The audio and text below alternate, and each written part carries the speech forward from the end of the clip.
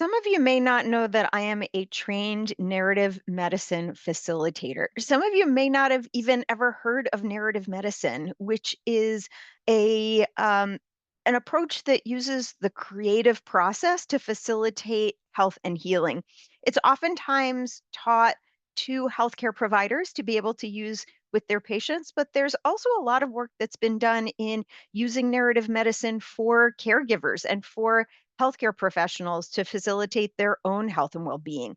As people in health fields, we oftentimes rely on our left brain to figure things out, and sometimes our right brain needs to take the wheel.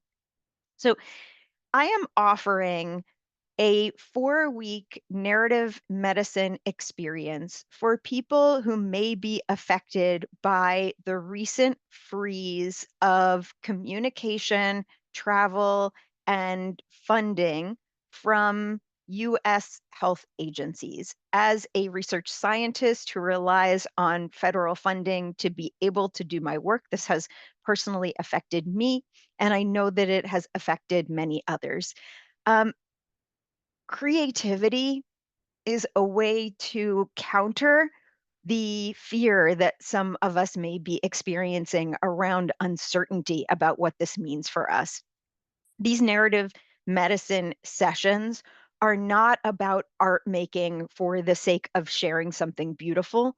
They're about art making as a way of working through our own experience.